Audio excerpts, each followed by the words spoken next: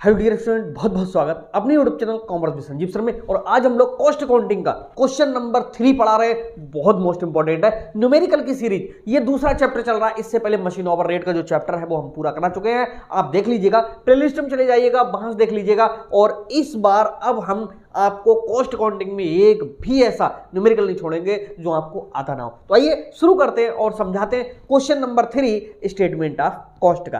कैसे बनाते हैं स्टेटमेंट ऑफ कॉस्ट? देखो, ऊपर लिखते हैं स्टेटमेंट ऑफ कॉस्ट और इसमें लिखते हैं पार्टिकुलर्स और यहां पर लिखते हैं अमाउंट। और इस तरह से हम क्वेश्चन नंबर 3 को सॉल्व करेंगे। हम थोड़ा छुप जाए कोई बात नहीं है, लेकिन यहां पर मैंने पूरा डिस्प्ले दे दिया आपको समझाने के लिए किस तरह से हम स्टार्टिंग करेंगे। देखो, क्वेश्चन नंबर 3 में कह रहा है प्रिपेयर स्टेटमेंट ऑफ कॉस्ट, यानी स्टेटमेंट ऑफ कॉस्ट को आपको तैयार करना है। और ये जो तैयार होता है वो एक सिस्टम से तैयार होता है। मैं आंसर पहले ही बता दूं, इसके जो आंसर हैं वो देखो, प्राइम जो कॉस्ट निकल करके आपकी आएगी वो निकल करके आएगी 75,000। ओके, हाँ, प्राइम कॉस्ट निकल करके आएगी 75,000। वर्क कॉस्ट निकल के आएगी 82,500 वर्क कॉस्ट, क्योंकि ये हमको भी मिलानी होगी 82,500। और ऑफिस जो कॉस्ट निकल के आएगी, ऑफिस कॉस्ट वो निकल करके आएगी 86,800 86,800। और टोटल कॉस्ट निकल करके आएगी 91,000। टोटल कॉस्ट निकल करके आएगी 91,000। अब बुक की कोई जरूरत नहीं पड़ेगी, हम लोग इसको बंद कर देते हैं। आइए समझाते हैं। ओपनिंग स्टॉक सबसे पहले यहीं से स्टार्टिंग करेंगे, ओपनिंग स्टॉक से, क्योंकि निकालना होता है रॉ मटेरियल कंज्यूम्ड। कैसे निकलता है मैंने 4 पॉइंट जोड़ने के बताएं। इससे पहले कि अगर आपने वीडियोस नहीं देखे होंगे तो ये चैप्टर थोड़ा कम समझ में आएगा। आप रिपीट करिए, क्योंकि पूरे चैनल पर मैंने बहुत इजीली आपको समझाया है। ओपनिंग स्टॉक कितना है यहां पर लिख लीजिएगा, कितना, 12,000, केवल 12,000। इस ओपनिंग स्टॉक में क्या है, देखो, क्लोजिंग स्टॉक बाद में आएगा। परचेज ऑफ रॉ मटेरियल ये मैंने डाल चुका हूं। परचेज ऑफ रॉ मटेरियल है कितने का, 40,000 का। तो यहां पर डालेंगे परचेज। हमने क्वेश्चन को बराबर में लिख दिया है, पूरा अंग्रेजी में हमने यहाँ पर लिख दिया है, जिससे आपके पास वो बुक नहीं है, देखते चलो और सॉल्व कराते चलो। थोड़ी मेहनत हम पे पड़ जाती है, लेकिन जो लोग जुड़े हुए हैं हमसे उनके लिए तो हम पीडीएफ दे देंगे। बाकी बाहरी लोगों को हम कैसे पहुंचा पाएंगे, तो कोई दिक्कत नहीं है। सारा का सारा देखिएगा और हम किस तरह से इसे सॉल्व करते हैं। इतना सा ही क्वेश्चन दिया हुआ है। तो परचेज ऑफ मटेरियल है कितने का, 40,000। और यहाँ पर परचेज ऑफ आरएम का मतलब रॉ मटेरियल 40,000। कैरिज इनवार्ड है 2,500, कैरिज इनवार्ड 2,500। ऑक्ट्राई होती तो वो भी आ जाती, वो नहीं है। इन तीनों को पहले जोड़ लीजिएगा।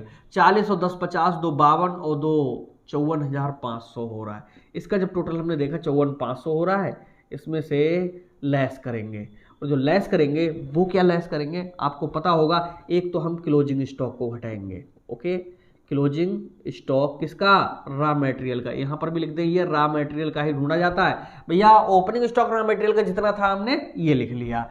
परचेज जितना करके लाए हमने ये लिख लिया। उसमें जितनी भी हमारी ढुलाई गई थी वो ये लिख ली। यानी मटेरियल हमें पड़ा 54,500 का। इतना हमारे व्यवसाय में मटेरियल आया था, और जिसमें से क्लोजिंग स्टॉक का मतलब है कि इतना मटेरियल पूरा प्रोडक्शन हुआ तो बच गया था। जो बचा था क्लोजिंग स्टॉक वो कितने का है, 10,000 का है। ठीक है, तो 10,000 का जो स्टॉक है वो बच गया, और कोई चीज तो नहीं है, नहीं है। ठीक है, क्लोजिंग स्टॉक आप घटा दीजिएगा कितने का, 10,000 का। अब 54 में से 10 जाएगा तो बचेगा 44,500। ये कहलाएगा RMC, जिसे कहते हैं रॉ मटेरियल कंज्यूम। यानी जो मटेरियल प्रयुक्त हुआ, जो लगी सामग्री वो कितने की लगी, 44,500 की। कैसे करोगे, जितना ओपनिंग स्टॉक है उसमें परचेज को जोड़ दीजिएगा, कैरिज इनवार्ड को जोड़ दीजिएगा, ऑक्ट्राई को जोड़ दीजिएगा। ये बस 4 चीजें हैं जिनको जोड़ना होता है। ओके, घटती कितनी है, 3 है। 4 और 3 7 से ये पूरा जो रॉ मटेरियल कंज्यूम्ड है वो पता चल जाता है। ओके, और 3 चीजें कौन कौन सी घटती हैं, नंबर 1 तो क्लोजिंग स्टॉक जो इसमें दिया हुआ है, और दूसरा मटेरियल लॉस किसी के द्वारा हुई, चोरी से हुई हो, आग से हुई हो, कैसी भी हो, और तीसरा सेल्स ऑफ स्क्रैप। ठीक है, इन 3 चीज़ों से, स्क्रैप का मतलब होता है छीजन, छाजन, जिसको जो बेकार हो जाता है उसको। तो इस तरह से ये रॉ मटेरियल कंज्यूम हमारा निकल जाता है। तो ये निकल करके आ गया। अब इसमें 2 चीज़ें जोड़ी जाती हैं, तीसरी भी नहीं जुड़ती है। 2 मैं पहले ही बोल चुका हूँ, नंबर 1 और नंबर 2। ठीक है, पहले नंबर पे आप लेबर को लिखा करो, लेबर एक्सपेंसेस, और यहाँ पर डायरेक्ट एक्सपेंसेस। और ये लेबर भी कौन सी होगी, डायरेक्ट होगी, कहीं आप इधर उधर की समझ जाओ, ठीक है, हरी जरूरत नहीं पड़ेगी। देखो यहाँ पर लिखा है प्रोडक्टिव वेजेस के नाम से, कितना लिखा हुआ है 25,000, और यहाँ पर लिखेंगे 25,000, और पेपर में पेंसिल लेके जरूर जाएंगे, जब न्यूमेरिकल आएगा निशान लगाते चलेंगे, जिससे कोई भी अमाउंट अगर छूट रही होगी ना तो तुम्हें पता चल जाएगी। यहाँ पर अदर डायरेक्ट एक्सपेंसेस हैं कितने, 5,500, ठीक है। अब 2505 कितने हो गए, 30,500, ठीक। इनका क्या करेंगे, हम टोटल करेंगे। जैसे इनका टोटल करेंगे तो देखो 0 0 0 4 और 1 5, क्यों आए 5, 5 और 5 10 का 0 है ना, तो 4 1 5 और 4 3 7, 75,000 ये हमारी कहलाएगी प्राइम कॉस्ट। हिंदी में इसको हम कहते हैं मूल लागत। आंसर देखिए प्राइम कॉस्ट का पहला आंसर हमारा आ चुका है, ठीक है।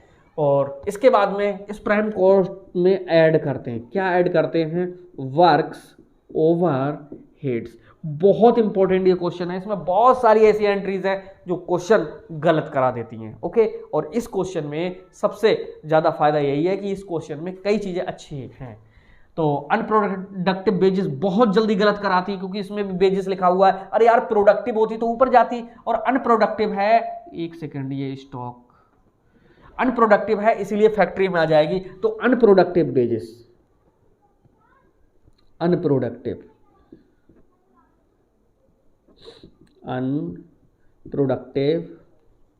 वेजेस कितनी है दी हुई, 2,000 रुपए की, यहां अंदर ही डाल दीजिए 2,000। ड्राइंग ऑफिस सैलरी, ये सबसे ज्यादा क्वेश्चन को गलत कराता है, मैं स्टार लगा दे रहा हूं। इस पे ड्राइंग ऑफिस सैलरी जरूर लिखा होता है, यानी इस पे ऑफिस लिखा होता है, लेकिन ड्राइंग जो बनती है वो फैक्ट्री में बनती है, किसी चीज को बनाना होता है तो उसको कैसे ड्रॉ करना है, क्या करना है, तो ये ऑफिस से बन के आती है, लेकिन ये खर्च कहाँ होती है, फैक्ट्री में, इसलिए फैक्ट्री का खर्चा माना जाता है। कितना है, 1,000, ये बहुत याद रखना। एक ये खर्चा है ड्राइंग ऑफिस, इस पे लिखा तो ऑफिस होता है, लेकिन ये खर्चा फैक्ट्री का माना जाता है, कितने का है, 1,000। ये बहुत जल्दी गलत कराता है, ऑफिस के चक्कर में बच्चे सोचते हैं ऑफिस का खर्चा होगा। डेप्रिसिएशन ऑन प्लांट है, ठीक है, डेप्रिसिएशन ऑन प्लांट डाल दीजिएगा, कितना है, प्लांट का डेप्रिसिएशन है 1,500, यहाँ पर डाल दीजिएगा कितने, 1,500। इसके बाद में फैक्ट्री का रेंट है 3,000, ठीक, फैक्ट्री रेंट कितना है, 3,000। और कहीं पर देखो हमने कहाँ तक डाल दिया, डेप्रिसिएशन प्लांट डाल दिया, फैक्ट्री रेंट डाल दिया, ऑफिस है, डेप्रिसिएशन ऑफिस फर्नीचर है, डायरेक्टर फीस है, वाइट डेबिट्स है, ट्रैवलिंग है, कैश डिस्काउंट, कुछ नहीं बचा है यार, ठीक है। तो यहाँ पर अब हम आपको बताएं कि देखेंगे कि यहाँ तक के जो खर्चे हैं वो कितने हो रहे हैं। इनको हमने जोड़ा तो 2 1 3 1 4 और 3 7, 7.5।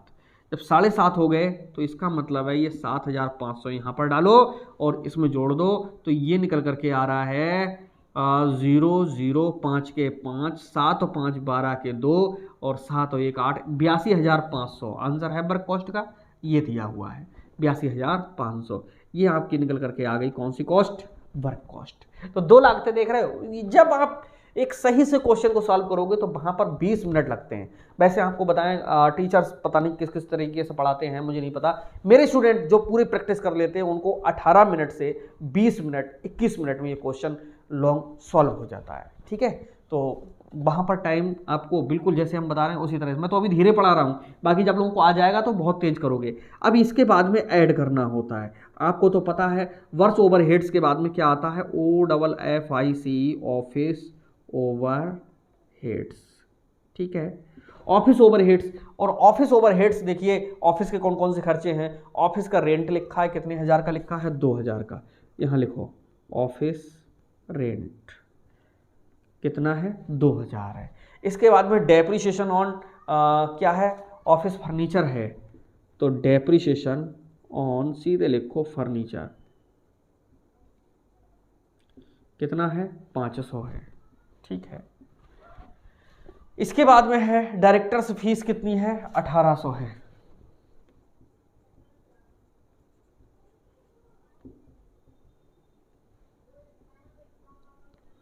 डायरेक्टर फीस 1,800 है।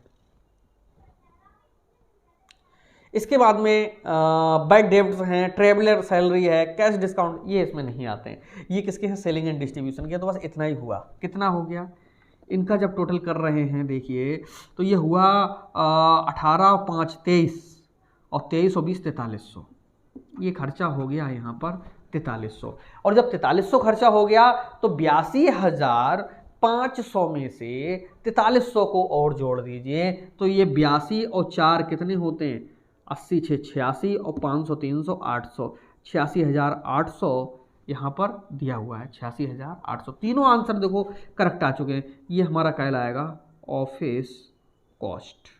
ठीक, इसको कॉस्ट ऑफ प्रोडक्शन भी कहते हैं, ऑफिस कॉस्ट भी कहते हैं।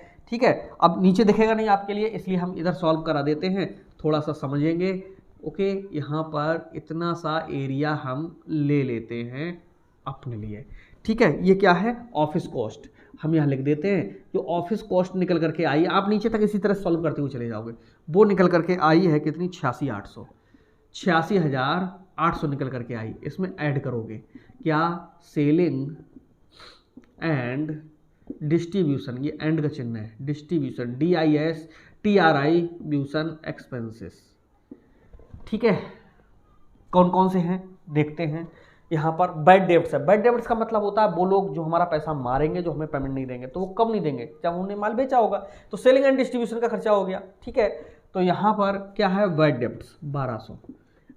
BD लिख दोगे तब भी चलेगा, कितना है, 1,200। ट्रैवलर सैलरी एंड कमीशन है। ठीक है, ट्रैवलर कमीशन इतना ही लिख दोगे, पर्याप्त है, कितना है, 2200 है। ओके, और बाद में कैश डिस्काउंट है, कैश डिस्काउंट है 800। तो 22 और 8 होते हैं 30, यानी 3000 एक 4200 हो गई है, 4200। भाई 86 और 4 कितने होते हैं, 90। 800 200 1000। उम्मीद है कि एकदम समझ में आया होगा। 91,000 ये कौन सी कॉस्ट निकल करके आई, टोटल कॉस्ट। तो इस तरह से ये टोटल कॉस्ट यही पूछ रहा था। तो टोटल कॉस्ट हमारी कितनी है, 91,000। कैसे करके निकाली, आपने देखा कि हमने यहाँ पर सारे जो एंट्रीज हैं उनके लिए लिख दिया, सारी मदों को लिख दिया, कौन कौन से आइटम्स हैं सारों को लिख दिया, और उनको लिखने के बाद में हमने यहाँ पर एक calculation of statement of cost बनाया, और उसमें एक फॉर्म के तहत हमने सबसे पहले opening stock of raw material को लिखा। उसमें भी हमने क्या काम किया कि परचेज के लिए जोड़ दिया, कैरेज इनवार्ड को जोड़ दिया, इतना हो गया। क्लोजिंग स्टॉक को हमने क्या किया, उसमें से घटा दिया, आया हमारा 44,500 जो कहलाता रॉ मटेरियल कंज्यूम। इसमें लेबर को और डायरेक्ट एक्सपेंसेस दो को जोड़ा तो ये हमारी प्राइम कॉस्ट बन गई। उसमें हमने क्या, वर्क्स के फैक्ट्री के खर्चों को जोड़ा तो ये हमारे कितने वर्क कॉस्ट हमारी बन के तैयार हो गई। ऑफिस के खर्चों को जब जोड़ा ऑफिस कॉस्ट तैयार हो गई। और इसमें भी हमने जब सेलिंग एंड डिस्ट्रीब्यूशन के खर्चों को जोड़ा तो ये हमारी टोटल कॉस्ट निकल करके आ गई, और जो कि हमारी मैच कर रही है। तो उम्मीद है कि पूरा क्लियर हो गया होगा, समझ में आया होगा। तो आया हो तो मिलते हैं नेक्स्ट वीडियो में, तब तक के लिए बाय बाय।